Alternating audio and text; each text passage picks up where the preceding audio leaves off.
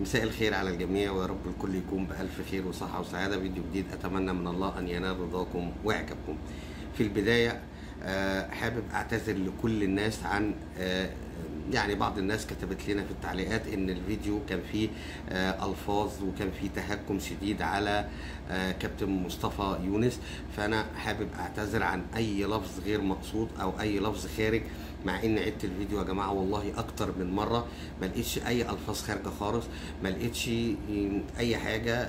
ده يعني كانت اوصاف بتتقال على الكابتن مصطفى يونس وما زالت بتتقال على الكابتن مصطفى يونس.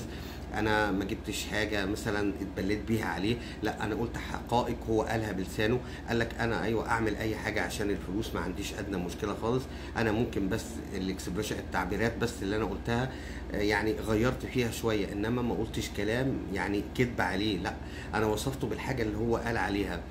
ف يعني حتى وان كان الانتقاد قاسي شويه او الانتقاد كان شديد شويه، ولكن طالما في اطار الذوق والادب والاحترام والاخلاق انا ما عنديش مشكله خالص. انتقد كما شئت، اختلف معايا كما شئت، في النهايه انا بشر قد اصيب وقد اخطئ، حضرتك في النهايه برضو بشر قد تصيب وقد تخطئ، ولكن اختلاف في وجهات النظر ما عنديش فيه ادنى مشكله خالص. انا بقبل النقد بشكل عادي جدا، بالعكس انا بحب جدا ان حد يعني لو شافني ان انا قلت معلومه خطا او ماشي في سكه غلط، لا واجب عليه ان هو ينبهني او ينتقدني. ده حاجه جميله جدا جدا جدا طالما زي ما قلت لك في اطار الادب والذوق والاخلاق. انما بالنسبه لبعض الناس اللي بتحب تخش تشتم بافظع الالفاظ او بتسب بالاب والام، انا صدقني والله ما فيش اسهل من الشتيمه، والله بجد ما فيش اسهل من الشتيمه. وانا ممكن اخش ارد عليه بكل ادب برضو كل يعني واديك اضعافها، بس عمري ما هعمل كده. عمري ما هشتم والدك ووالدتك وانا ما اعرفهمش، يمكن هم من خيره الناس، بس انت حابب تطلع يعني شخص زباله او شخص عساله، فانا مش هشتمهم بسببك انت. وزي ما قلت لك هم ممكن يكونوا من خيره الناس بس ما عرفوش يربوك، فدي حاجه لا تقلل منهم انما بتقلل من شخصك انت، لان انت انسان ما تربيتش. فعادي انا الناس دي ما بتفرقش معايا اساسا، ومعظم تعليقاتها انا بحذفها او في النهايه انا ما بوافقش عليها. ولكن لو حضراتكم شفتوا التعليقات في ناس كتيره جدا بتختلف معايا وبتنتقدني بكل ادب وبنرد عليهم ومفيش ادنى مشكله. وده شيء طبيعي يا جماعه، ان اي حد زملكاوي هيجي يخش على اي محتوى لحد اهلاوي مش هيلاقي حاجه هتعجبه. اكيد طبعا مش هتلاقي حاجه تعجبك، مش هتلاقيني بمجد في نادي الزمالك واقول نادي الزمالك واو لا، واقول لك اكبر قلعه، ولا اقول لك نادي القرن، ولا اقول لك نادي اعظم نادي في الكون. لا طبيعي جدا ان انا مش هقول عنك يعني امجد فيك او اقول فيك اشعار، انا بتكلم عن النادي الاهلي. انت جيت في الطريق بسبب ما عنديش مشكله، انا ما عنديش مشكله هقول اللي حصل وهطلع اتكلم عادي، انا ما عنديش مشكله.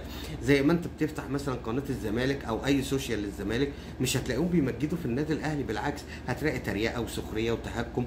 فده شيء طبيعي، شيء طبيعي جدا، ده شيء طبيعي ان انت لما تخش عند حد محتواه عن النادي الاهلي مش هتلاقي حاجه تعجبك، لازم هيطلع يقول عن النادي الاهلي احلى الكلام حتى في احلك الظروف، ما عندوش مشكله هيدافع عن النادي الاهلي في اعتى المواقف. ده طبيعي لان انتمائه كده، هو ده انتمائه، زي ما انت بتنتمي لنادي الزمالك وتطلع تدافع عن نادي الزمالك. في النهايه سواء اختلفت معايا اتفقت معايا، ادام طالما في اطار الاخلاق والادب انا ما عنديش فيه ادنى مشكله. انما لبعض المتجاوزين زي ما قلت لك بعض الحثاله دول ما بيعنونيش في شيء. فتاني مره حابب اتوجه بالاعتذار والاسف اذا كان في اي الفاظ خدشت الحياء العام او اي الفاظ انا تجاوزت فيها، وارجو ان انتم تتقبلوا اسفي. نخش في الفيديو بتاعنا النهارده. بالصدفه كده انا كنت بتفرج على فيديو فشفت واحد بيتكلم، الواحد ده اسمه عبد الشافي صادق، اسمه عبد الشافي صادق، وعمره ما جاب خبر صادق يعني عمره في حياته ما جاب خبر صادق. بس تعال اسمع الراجل ده بيقول ايه وبعدين ايه نرجع له تاني نتكلم معاه. طالما تكون هذه الصفقه الكبرى اللي بيجهزها جون ادوارد بالتنسيق مع ممدوح عباس هي مصطفى محمد، وقد تكون لاعب اخر او تكون صفقه من النوع الكبير، ممكن يكون المهاجم فينيسيوس البرازيلي، عشان تبقى حضرتك والكلام واضح، يا اما فينيسيوس البرازيلي يا اما الاناكوندا مصطفى محمد. صفقه الموسم في الزمالك يجهزها جون ادوارد على نار هاديه. هو في يعني استفسار بس، مين فينيسيوس؟ يقصد فينيسيوس جونيور يعني بتاع الريال ولا؟ انا مش عارف، لو في حد عارف ان في فينيسيوس تاني مثلا معروض على نادي الزمالك غير، ولا هو يقصد فينيسيوس جونيور بتاع الريال؟ مش عارف، انا ما اعرفش فينيسيوس برازيلي غير ده. ولكن الراجل ده وصل لحته تانية خالص، وهي دي العقليه اللي انا بكلمكم عليها يا جماعه، والله نفس الطباع. دايما فالقين دماغنا ان احنا، هات اي حد ماشي في الشارع اصغر زملكاوي هتلاقيه عارف تاريخ نادي الزمالك من يوم ما انشئ لحد النهارده، عارف كل لعيبه الزمالك من يوم ما انشئ لحد النهارده. ما ده عينه هي يا جماعه، ما هي دي عينه من عقليات بتوع نادي الزمالك. ما هو ده مش راجل زملكاوي وكان بيطلع مع المستشار وكان بيطبل، وكان طبعا يعني بسم الله ما شاء الله كان راجل له صيت جامد في التطبيل، بلاش الكلمه الثانيه عشان برضو ايه ما يبقاش فيها الفاظ. كان له صيت جامد في التطبيل والحاجات التانية اللي احنا عارفينها يعني يا جماعه. الراجل ده كان يعني لما مستشار مرتضى طلع مع شيكابالا قبل ما يتخانق مع شيكابالا اسطوره، وشيكابالا ما جابتوش، مش هيجي تاني في الملاعب المصريه.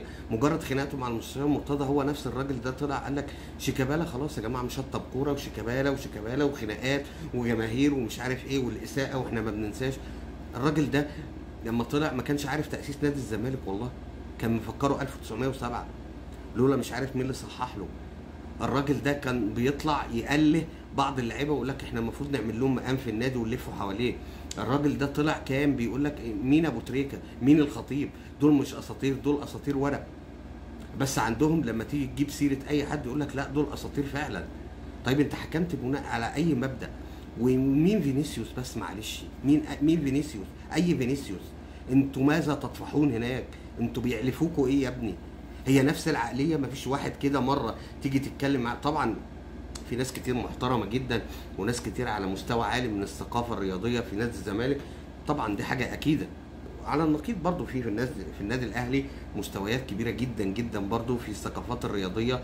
سيبك بقى من شويه دول، العقليات ديت هم اللي بيحاولوا يوصلوا لك ان مفيش الا احنا اللي فاهمين واحنا اللي عارفين، وهم لا فاهمين ولا نيله.